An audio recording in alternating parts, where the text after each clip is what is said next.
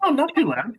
Sounds good. Hey, everybody. It's Monday night. It's Always Bookin Comedy. I'm Mark Masters. This is Russell Keller in Colorado Springs. Is that correct, Russell? Correct. Awesome. Awesome. How you doing tonight? Good. Good. It's a balmy -3 Negative outside, so three. pretty I went good. to I went to South Dakota this weekend. -20, multiple times. -45 with a wind chill. Piece of cake. Now it's like single digits negative. It's like warm outside. I'm ready to play football or something. Yeah, we in 2018, a buddy of ours was stationed in North Pole, Alaska. So we flew out to have Christmas with him, and it was -15 the whole time. And that was fun to do. You take boiling water, you go outside and you throw it. It turns to steam right away, turns to ice right away. But that was Alaska. It's not supposed to do that here. It's not supposed to do Yeah. that where I sleep and put my child to rest. Please don't keep that up north. Oh, geez. All right. So, when did you get started in comedy, Russell? I started all 4 years ago, little bit more than that. I started like 6 months before the COVID lockdown. I think like November of 2019. So I had a good 6 month run before everyone was doing Zoom comedy. I had just a little bit of time to get some open mics in before that. Okay. Pretty fresh down in the Springs. Yeah, yeah, Oh, down in the Springs. There wasn't too much going on down here okay. at the time. All right. Tell us about the Springs scene now. Can you hit a mic every night? Yeah, pretty much. I think other than Saturday night, I think there's an open mic pretty much every single night. Um, Nice.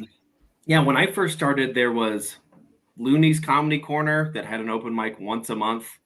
Um, and then maybe, a bar, like there was a scary biker bar that had an all acts open mic on Wednesdays and a dab lounge that had an open mic once a week. So it was mostly Loonies or a place where I was afraid. Those were kind of the two options for open mics at the time. Yeah, And would and it's you travel to other places? Like, would you shoot up to Denver? That's what, like an hour away?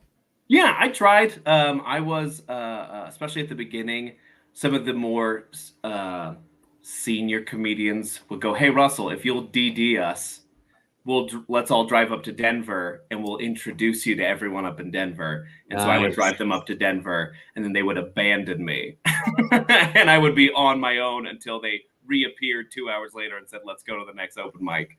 So yeah, a little bit of that, but definitely a lot more, more so now that people know who I am and I'm not so afraid all the time. That Nice. helps a lot. Nice. Anything you would do differently if you go back in time and give yourself a tip? Yeah, I mean, I'm still not great at it, but I am very bad at initiating conversation.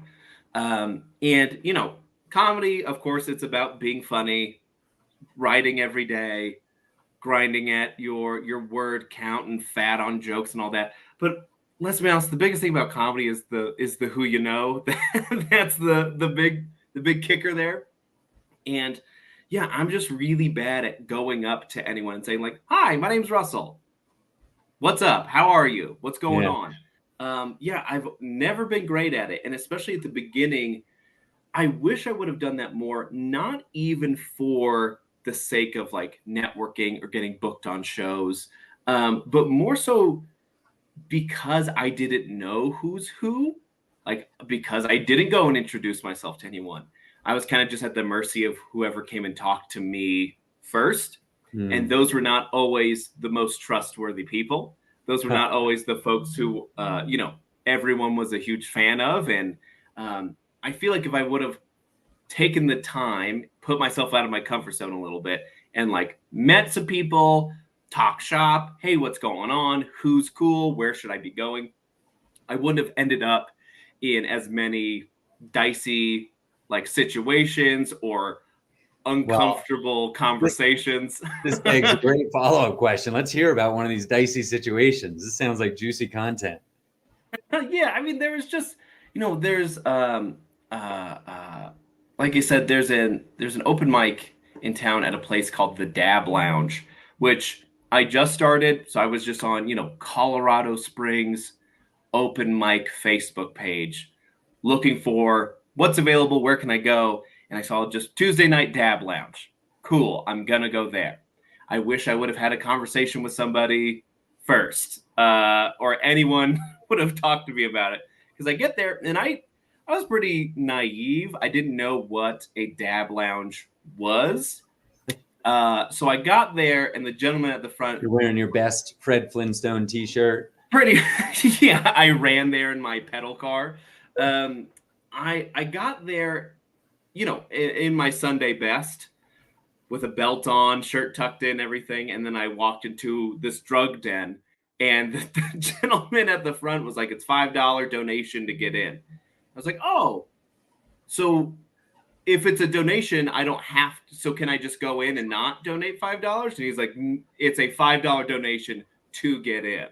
Like, okay, that sounds like a fee. That doesn't sound like a donation, but sure. All right, I have a card. Nope, you need cash. We don't do card here. No paper trail. Great. So I have to leave to Oh, go get cash to come back. And at no point was this triggering any kind of alert system in me. no, you're like, I want to tell jokes. Get me on Yeah, that's stage. pretty much it. Um, and it was just, people were, they're doing dabs. They're having a nice time there, which was not legal recreationally in Colorado Springs.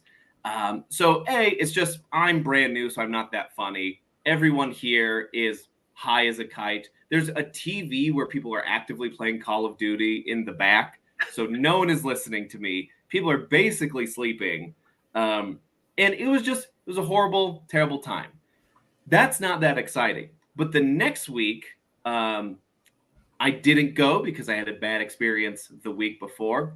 That week, I think SWAT went and raided the Dab Lounge because they were selling drugs illegally in Colorado Springs. So if I would have been 1 week off, I would have had a cool mugshot to show everybody. But unfortunately, that would have made some great merch. But alas, here we are. I was 1 week late on having cool merch for the rest of my life. Oh, that's hilarious. Okay, so you get started, then the pandemic happens. Yeah. What's going on in the Springs during the pandemic? Or is anybody trying to run shows? Yeah, there was a couple. I mean, there was a drive-in comedy show at a brewery where the the venue wanted it to be more like a drive-in where each car gets a speaker or a Bluetooth, whatever, and you tell jokes and it goes into their car. That's Right. what they wanted. They wanted like an actual drive-through experience. What the guy running the show did is he just put the comedy on big speakers and blasted it into the parking lot. The problem with that is that the parking lot was like backed up to a residential neighborhood.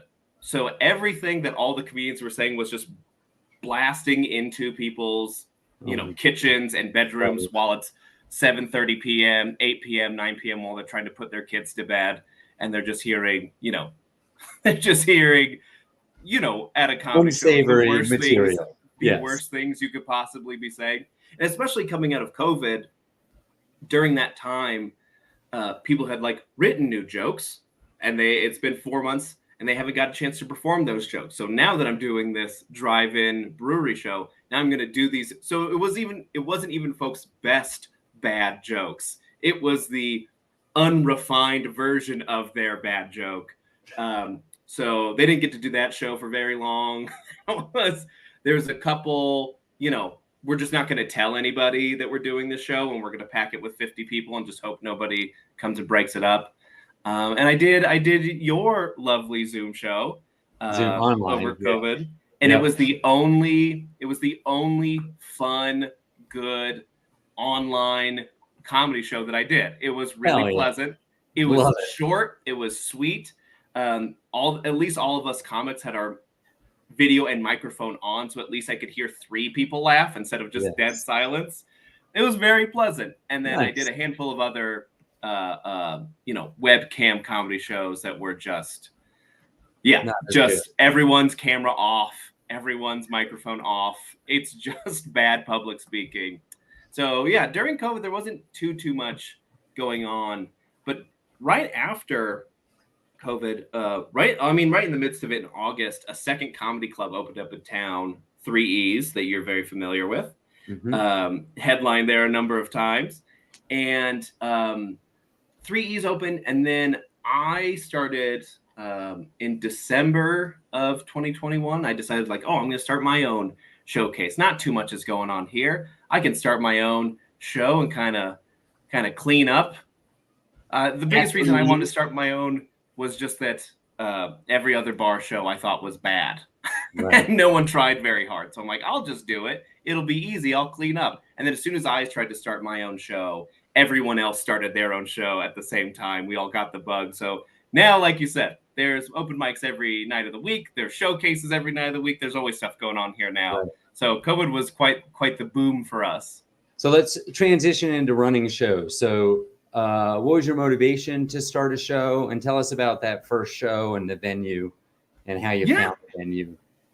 Like I said, I do most things out of spite. It's a big motivator for me. I started comedy. I started stand-up in the first place because I was taking a... Have you read The Count of Monte Cristo? Oh, I have not read... You got to read it. It's like 3,000 pages of... It's delightful. Very intimidating. But the movie is one of my absolute favorite movies because of exactly that. Yeah. And yeah, I started stand-up mainly because I was taking a screenwriting class in college, and the professor told me he didn't think I was very funny. So I'm like, well, I'm going to take this to an open mic and prove it to you. And now I've been doing stand-up for a couple of years now. But yeah, with the showcase, it's the Pikes Punks comedy show here in Colorado Springs. And it was just, I don't think it's that hard to make these shows a little better. They're all just in the corner of a bar with a microphone. The music's still on. All the lights are up. You don't even have like a little square of carpet for me to stand on. At the most, it was just a microphone in the corner in a brightly lit room. So there's nothing that like told you a show's going on. There's nothing that brought everyone's attention in. There's nothing that centered everyone. There's nothing that established a show.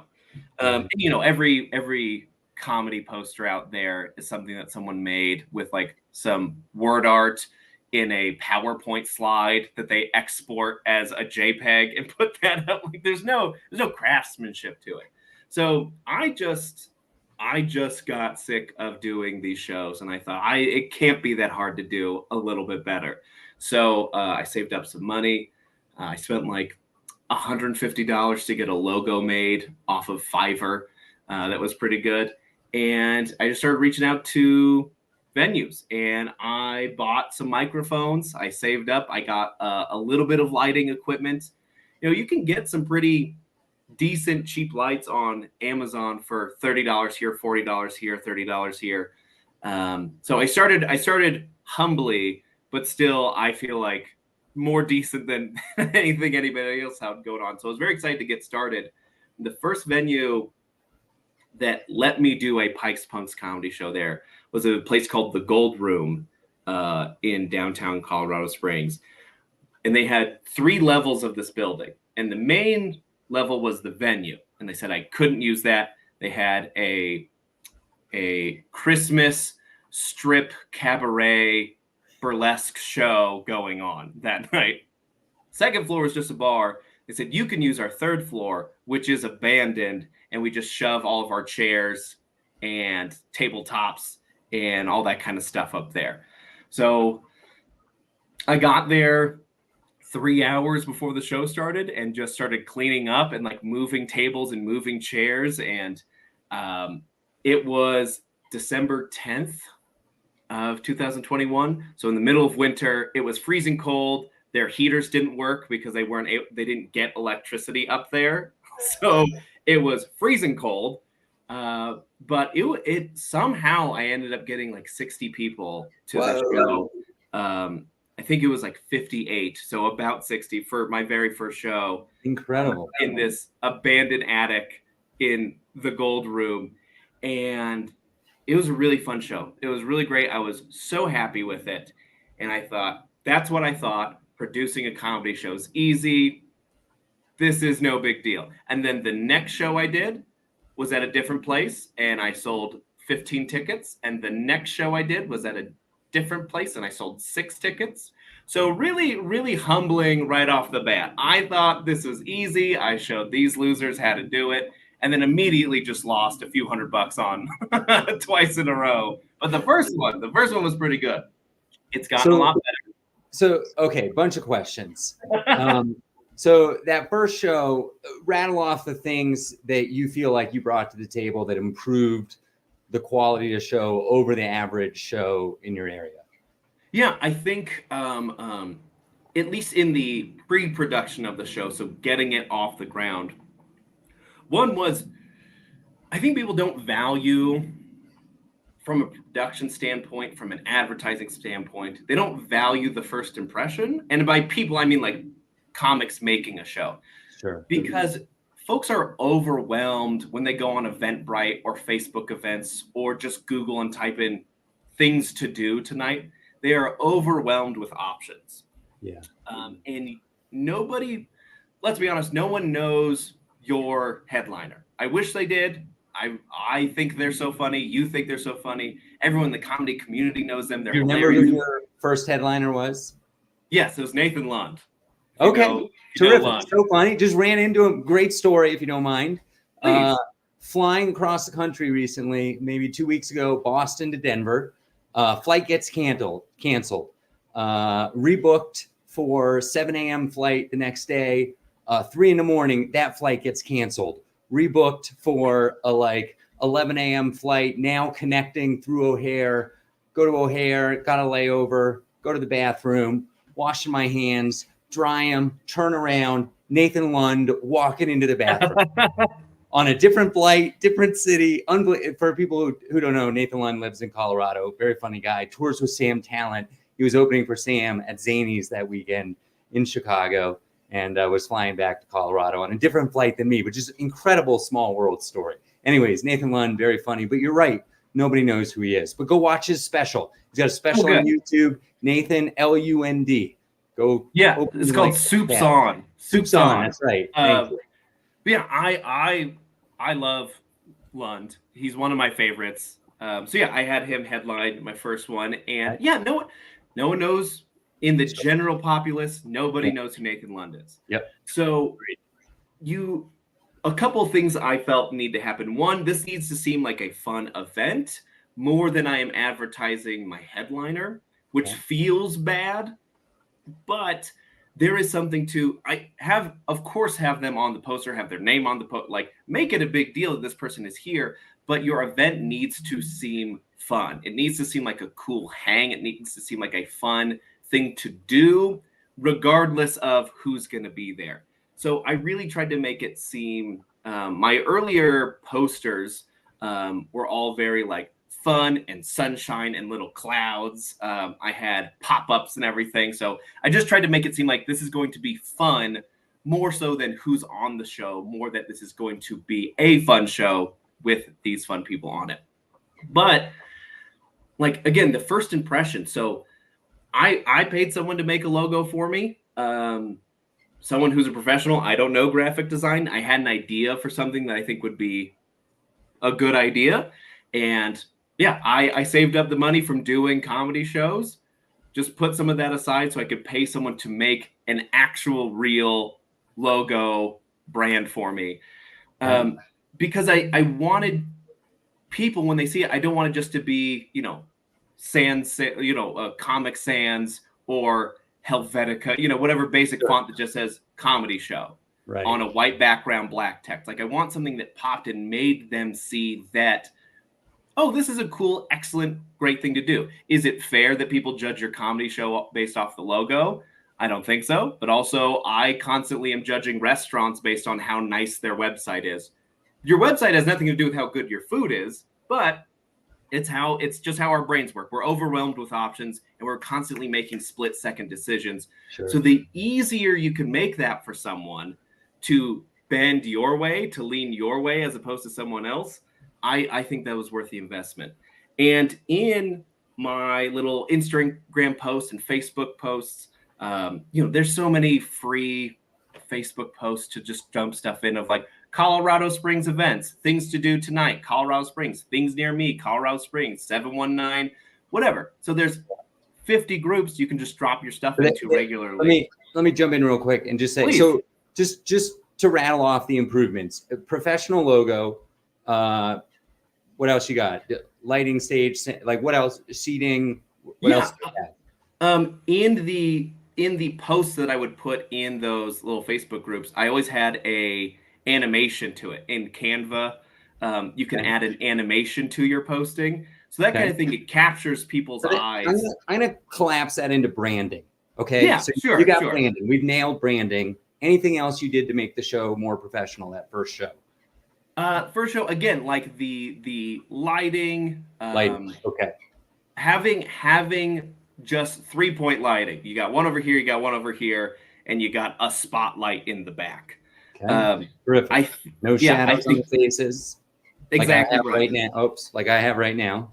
Very poor light. Yeah, this is not the best scenario. And even my brother and I, we went and built. We bought some plywood, some 2x4s, and we built a little stage. We built, the 3. Okay, perfect. We built it in 2 parts, and you could slide it together and collapse it, and these metal hooks would clink it together. That way, it was really easy to transport. Yeah. But yeah, just bringing someone up even 4 inches off the ground, it just tells everyone in the audience this person is worth listening to. Right. All right. So we got branding, lighting, stage for that first show. Yeah. Any others? Throw out? That's it for the first show. Booking, because you had Nathan Lund for booking. Yeah. All right, so now here's my follow-up question. How did you get 58 bodies in that room? You started to talk about this a little bit. Your marketing, was it a paid show or free show? And how did you get people to show up? It was a ticketed show. Okay. Ticketed where people had to pay for the ticket, or was it a free ticket? It was a paid ticket. It was $10 a ticket. Okay, great. And big part of it was the comedians that I booked. From the get-go was like, hey, no one knows about this. No one knows what this is. I'm going to create some posts. You have to share this post. I didn't just make a poster where it's like, here's everybody, which I did. I made sure everyone was on the poster. That way they would feel more likely to post it. But I made an individual little headshot for everybody. And when they posted those, I gave them from Eventbrite what is called a tracking link or an affiliate link. Okay, so I could see how many ticket purchases came from their profiles. Love it. So that was huge. Especially for a first time show, a lot of it's going to be like my friends and family who are coming to support this thing I'm starting. But being able to see like, okay, so and so was able to get 8 tickets in here. So and so was able to get 20 tickets in here. And that's something that you could keep at the back of your brain. It's like, okay, I know so and so. If something comes down last minute and someone drops out, I know X person can get 20 people in here. So that was really helpful, was setting the expectation before the show of here's what's going to happen. Here's what I need from you guys. Instead of just hoping and praying that they share that they're on a show, is setting the expectation early and ahead of time. So very organized. I like that. Good. Now, question about the name of the show, Pikes Punk. What is punk about it? Pikes for people who don't know, Pikes Peak is an iconic thing in Colorado Springs. So, yes. But where's the punk come from? Pikes Peak is America's mountain. Don't forget. But yeah, Pikes Punk was just it was a pun. That was the number one thing, was that it was close enough. 2, it's punk in the way that, because I'm not what people expect when they hear punk. This is not usually what right now. Okay. Yeah, I have a great credit score. That's usually not what people think of. But I think of punk more in the way of like, comedy is not to get like super philosophical about it, but like it is you getting up there alone by yourself. No one is backing you up. It's you against the world. This is a place to kind of say some ridiculous things that you can't get away with in a typical setting. So it's punk in the idea that like, I think comedy is punk as an art form. It's very aggressive. It's very in your face. It's a lot different than any other art form. It's very interactive. Um, uh, so yeah, I like the idea, and as me personally, I am the goody two shoes in comedy, but Okay. in the goody two shoes community, I'm the bad boy because I do Okay. comedy and I say crazy stuff. Okay. Yeah, punk in terms more of the art form and not like we're gonna smash a beer over your head if you heckle at the show. Awesome. All right. So you're off to a roaring start. It's still running now. So what is that? 2 years running, Yeah, something like yeah, just over 2 years. that? Is it a monthly? Yeah, we do it monthly at a venue now called the Public House at the Alexander. Okay. We've been doing it there since March of not 20 of March of 2022, Okay. and I just started with a speakeasy in town called the 59er, and we're doing our first show there in March 2nd. So So been you're doing gonna it at the have two shows. Alexander for almost 2 years, Or, and I'm or trying to expand kind of where it's at. nice. So you're gonna run them like every month, have two shows now. Yeah, the hope is to do every other, where it's like the Pikes Punks at the Alexander is the last Saturday of every month. So Okay. hopefully with this next venue, it'll be in between that, the second Tuesday of the month or Okay. something like that, where we can slot it in so they're not competing with each other. Terrific. That's great, man. Uh, so you've run 20, 30 shows, something like that. Tell us Yeah. a crazy bad thing that happened, and then give us some dessert, something like magical that was fun that happened. Yeah, I mean, so the third Pikes Punk show I did was at a venue here called Vultures, Okay. and like I said, I sold 6 tickets to that, and that was one where I've pretty much only ever sold tickets. I haven't done like a free event where the bar pays me ahead of time and then I promote the show. I've done pretty much exclusively ticketed shows. Problem with Vultures was A, I didn't sell any tickets, but B, it wasn't like, oh, we have an event, here's the bar, here's the front of the house, and then we have the back of the house where your show's going to be. It's just one room.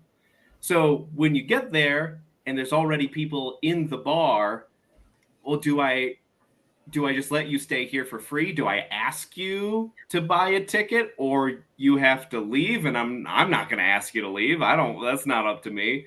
So I only sold 6 tickets, but there were 12 people there for the show. Okay. Um, and then people just started walking in, and we're like, "Oh, are you here for the comedy show?" And like, "No, I'm just here to drink." "Oh, well, we have a comedy show going on right now." "Okay, well, I'm not interested in that." And then they would go to the bar. It's like, well, it's not. I don't know what to do there. So we had people for the show. None of them wanted to see or were thrilled. They were not enjoying a comedy show. So that was the lowest I've done. Is only sold six tickets. The very next show I did was my first one at the Public House at the Alexander. And that one, we ended up selling 107 tickets. Wow. So I went from this is easy to, oh, maybe I'm actually really bad at this and I don't know what I'm doing. And maybe I should actually quit to, oh, I don't know what's going on. This is insane. I have no idea. And it overwhelmed me. It overwhelmed the venue. They were not ready for 100 people to show up. So it was insane. It was anxiety on a different way. Instead of no one's going to be here and everyone's going to hate me, it was too many people are here and everyone's going to hate me. But Incredible. went from selling 6 tickets to 100 the next week. We average about 55 tickets a show. But that first show at the Alexander, and then I've done 2 New Year's Eve shows there, and those have both sold 100 tickets as well. So it fluctuates pretty wildly. The wild ride, man. The roller coaster. Yeah. All right. So it has nothing to do with me. All right. Well, we got to land this plane. What are you excited about in 2024? What's something you're looking forward to comedy wise? Yeah, I'm kind of exploring getting outside of Colorado a little bit. I've been very intimidated to get out of Colorado because I don't know if I'm good enough, and I don't want to make a bad first impression where I go too big too soon, and then everyone sees me and they go, well, he's bad, and they'll never remember me. So this Right. year is like my first. I'm really starting to get, applying to more festivals or applying to any festivals outside of Colorado. I got a show coming up here in Phoenix. Wow. Yeah, Cool. I'm doing some clean shows later in the year in Atlanta. So yeah, I'm finally allowing myself to think that I'm good enough to to get out there a little bit. That's awesome, Russell. Well, we're hoping big things for you. Thanks for being on Always Booking Comedy. How can people track you down? They want to book you for a clean show. How do they find you? Yeah, you can reach out to me either at Keller Me Impressed, KELLER Me Impressed on Instagram. You can reach out to me on Facebook. You can check out my podcast called Bubble Boy. Okay. Yeah, there's a lot of ways you can find me out there. Okay, awesome. Well, that's Russel Keller, everybody. We're back next Monday. We'll see you next time. Have a great week. Yeah, thanks for having me. Have a good one. Yeah, you're welcome, buddy. Stay warm.